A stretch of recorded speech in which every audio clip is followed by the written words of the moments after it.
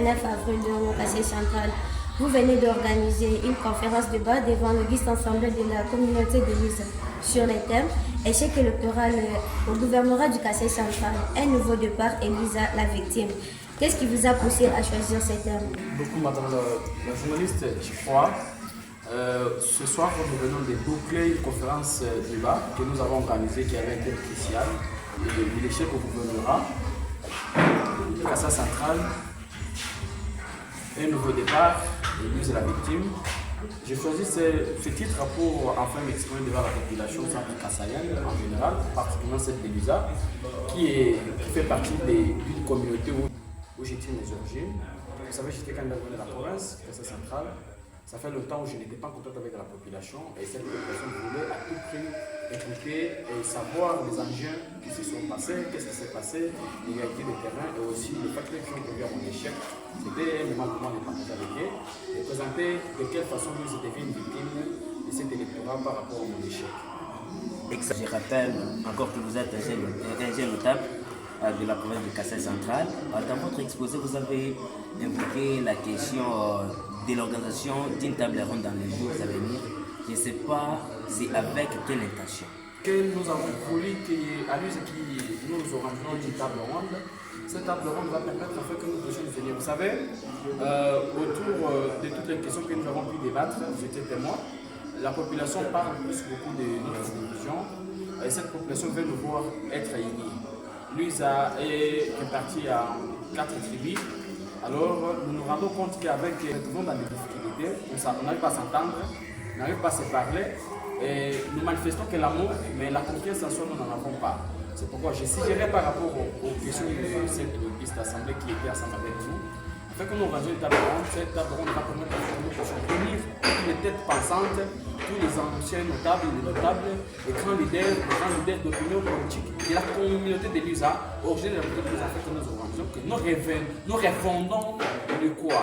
Les principes fondamentaux d'une communauté. Nous sommes toute une grande communauté, nous ne devons pas être partagés. Ce sera un bon moment pour nous de nous réunir, de revenir sur les premiers pas où nous avons hérité de nos ancêtres au lieu de rester dans des divisions. Je parlais à haute voix, j'ai été très direct parce que je savais que ce genre de questions peuvent venir, des résistances. Je fais partie des personnes avant de m'engager, j'étais engagé et j'avais contacté tous les élus provinciaux et j'ai mentionné les exceptions de ceux qui n'ont pas assisté de mon parmi lesquels j'ai été reçu par l'honorable Jean Marola, j'ai été reçu par l'honorable Guy Sabangou, j'ai été en contact avec l'honorable Yann Faustin, j'ai été en contact avec l'honorable Patrice Mbongo de l'USA, j'étais en contact aussi permanent avec l'honorable Sassad Mamba. J'étais en contact avec l'honorable Moine Stéphane, sauf quand j'ai eu les ambitions de m'engager dans la politique. C'est là où je n'ai jamais été reçu par l'honorable et l'excellence du citoyen Job qui m'a reçu après les élections. Donc, avant, quand je me suis lancé, j'avais demandé les avis et je prends à témoin les jeunes notables dirigés à l'époque par les Tuyades, Kassenga, Adel Sakaji et Fidel Kadane Consort qui avaient reçu les députés provinciaux quand j'ai envoyé un message au niveau de l'espace de la maintenance. Donc je suis certain que je respecte mes paroles et je ne peux jamais retrancher. Peut-être c'est une façon de se défendre, de se refouler de leurs engagements. Moi je n'ai qu'à dire la vérité. Excellence, un fils de l'USA. Alors, quel conseil que vous prodiguez à votre base pour les élections de 2028 pour voter quelqu'un ou soit les élus utiles? Cette question, le conseil que je donne à la population fait partie de quoi? Des élus. Donc, ce qui donne le monopole aux élus pour être les professeurs députés nationaux, c'est les et l'élection de sénateur et de gouverneur de province, c'est une élection directe. Okay? Alors, moi je n'ai jamais dit que la population de l'USA n'avait pas fait de bons choix. Okay? Le problème, c'est au niveau des parrainages politiques tous ceux dont nous avons accompagné qui étaient élus, la population avait oublié de connaître quelles étaient les intentions des partis politiques et oubliant que les pressions politiques dominent plus beaucoup sur les valeurs que je venais d'évoquer. socialement, les conseils que je vais prodiguer en 2020, la population aura pris le monopole de se faire un choix judiciaire, de faire un choix des représentants du peuple qui ne vont pas aller faire ce qui vient de se passer, parce que si alors, les députés ne voulaient pas le faire, moi je connais les provinces, il y avait la possibilité qu'on puisse avoir un sénateur. Donc nous avons emprunté de ne faire pas. Moi je vais revenir, mener la population à la conscience et voir cette façon de faire des choses prochainement.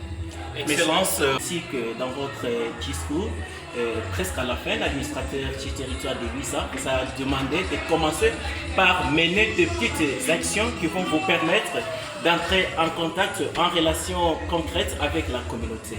Au long de votre séjour ici à Luisa, de 2024 surtout à 2018, à 2028, quelles sont les actions concrètes pensez-vous mener dans le cadre du développement?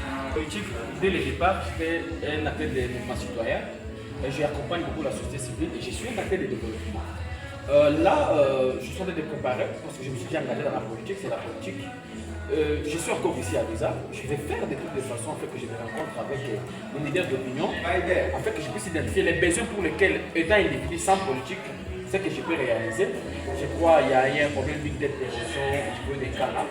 Il y a des petits soucis avec les avenirs, les artères qui sont impraticables.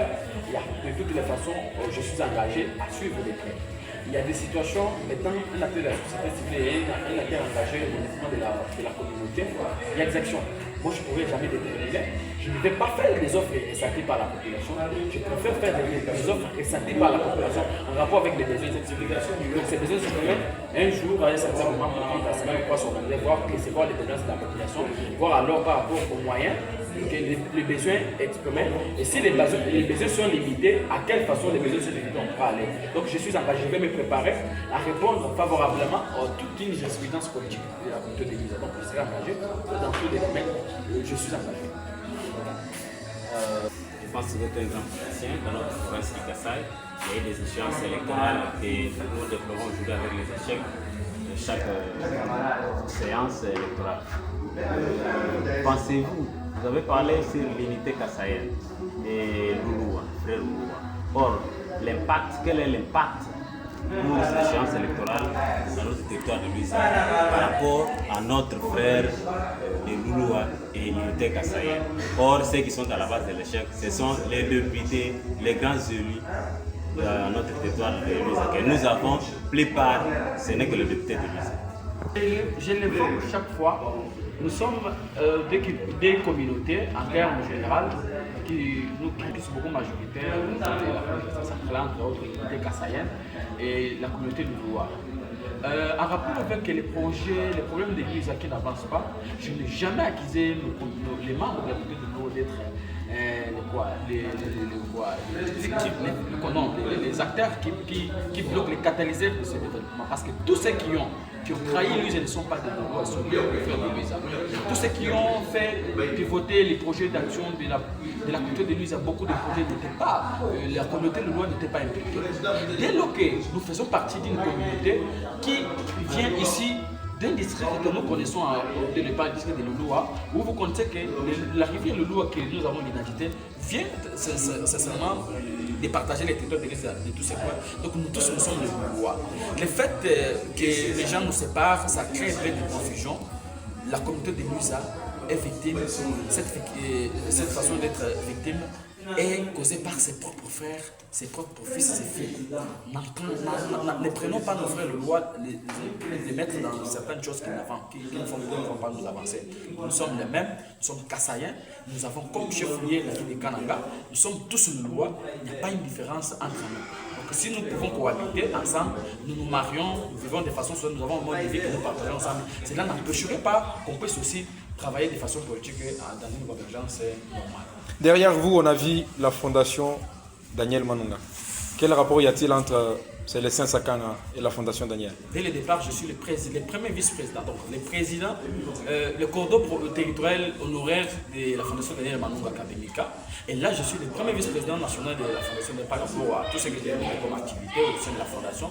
Il a plu au président fondateur de m'élever au rang de premier vice-président dans le cabinet national. Le président fondateur Daniel Manunga fait partie des personnes qui m'ont beaucoup soutenu. Je ne serai jamais ingrat de ne pas les présenter.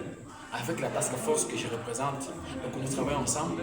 C'est quelqu'un, vous le comptez à l'US5, un acteur de développement. Il n'est pas plus beaucoup politique, ok? Il n'est pas plus beaucoup politique.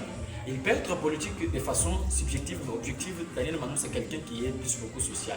Vous avez vu en 2023, il a fait des actions ensemble avec nous, mais il n'a jamais présenté sa casquette pour être candidat député national et provincial. Peut-être même en 2020 déjà, parce que ce qu'il fait, c'est pour nous, c'est un leader qui avance. Et je n'ai qu'à soutenir sa politique, sa position, ses actions. Et comme je suis de la boîte, c'est comme ça que vous avez vu la casquette Fondation Daniel Manou. Votre exposé a tourné sur 4 sujets cruciaux, parmi lesquels vous avez parlé de facteurs favorisant votre échec, parmi lesquels vous avez soulevé le cas de la communauté de l'USA qui fait partie de votre échec. Pourquoi impliquez-vous votre communauté dans votre échec? Une base naturelle d'abord.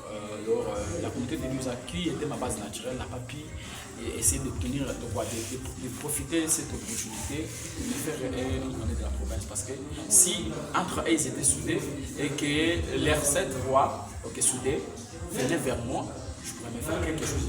Ça pourrait peut-être influencer d'autres communautés parce que vous le savez que c'est lui qui était derrière moi, il était des débats qui avaient aussi un soutien.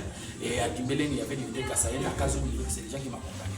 J'ai plus beaucoup parlé de cette communauté de l'USA qui est à Kananga, qui m'a beaucoup trahi. Là, les gens qui étaient dans mon cabinet, c'était une frère de l'USA qui avait des postes de décision. Vous êtes censé ignorer que mon programme de gouvernance a été vendu. Pas par des frères de l'USA, ce sont des frères de la communauté de l'USA qui m'ont vendu. Ce sont les frères de l'USA qui ont vendu mon plan, tout ce que je pouvais faire, parce que je faisais une restitution, une redevabilité avec la base quand j'étais à Kinshasa. Tous les contacts que j'avais, j'ai partagé avec eux, mais eux aussi transcendé avec ces informations. Ça fait partie des moments pour lesquels m'ont bloqué à un certain moment où je me suis rendu compte que c'était mauvais de faire le choix à mes propres frères, plus beaucoup en leur donnant cette opportunité en négligeant d'autres communautés. Des érosions au niveau du canon, je ne sais pas si canon c'est où là, je ne sais pas si vous avez les informations que même à Kasumuna où la maman de l'honorable Mazala habite, il y a les mêmes cas. Les acteurs politiques qui n'ont pas de mandat, ni un mandat électif, ni un mandat exécutif, mais qui travaillent pour le bien de la communauté. Je vous ai dit que nous serons ensemble avec vous, nous allons faire un monitoring pour des mouvements, afin de savoir où est-ce qu'on les trouve ces gens de difficultés. Je n'ai jamais été à Kasson pour identifier cette évolution. Alors si alors une évolution est ici et au niveau où il y a la résidence des internes du peuple à un certain moment, et que cette élite peut-être n'a jamais soulevé les questions pareilles dans une telle activité, je crois que c'est une très grande difficulté, ça va me faire des difficultés. Je vais faire une descente partout, ensemble avec la population, pour que je puisse bénéficier, je puisse obtenir les informations et en dehors d'être plus proche du pouvoir en question, même à distance, je peux peut-être mener le public parce que je suis un acteur politique, je suis consulteur, j'ai jamais consulté, j'étais enfermé, je réfléchis beaucoup sur cette question. Et satisfait de votre conférence? Cette conférence, parce qu'elle a été préparée, elle a été menée par le budget tout ça. Et je vis l'engagement de la communauté de l'USA qui est ensemble avec nous. Donc c'est une conférence réussie. Je ne m'attendais pas que je pouvais arriver à ce niveau-là. Je m'attendais à une déception, mais j'ai trouvé l'engagement de la population et des hommes des médias, tous engagés. Je suis très content des services et organisateurs. Les services de protocole, vous avez vu vous-même que c'était personne n'est rentré, n'est sorti avec les questions que j'ai pu répondre, c'était des questions qui reposaient sur notre exposé. Donc nous étions très à l'aise, c'est une salle que nous avons pu essayer de maîtriser. Nous avons parlé de l'échec électoral au gouvernorat du Kassai central, un nouveau départ élu dans la victime. Qu'est-ce que vous pensez faire à l'avenir? Je suis toujours ambitieux, j'ai des ambitions, je ne sais pas les déterminer par quelle magie. Je dis, si alors les secrétaires se présentent à un certain moment avec celles que nous voyons, Je vais toujours me battre au niveau de l'exécutif provincial, je vais me battre au niveau de l'organe délibérant prochainement. Je vais me battre en fait, je me retrouve au niveau de la primature prochainement. Et pourquoi pas aussi aller jusqu'au niveau de la présidence de la République, essayer de voir les opportunités, parce qu'on peut peut-être négliger les efforts, les compétences aujourd'hui, mais on les remet demain. Ceux qui ont fait beaucoup de choses, dans leur vie n'étaient jamais les dépaneurs comme ça. Ils sont venus comme nous sommes venus, maîtrisant les affaires. Donc je suis ambitieux, je reste ambitieux pour le Merci beaucoup.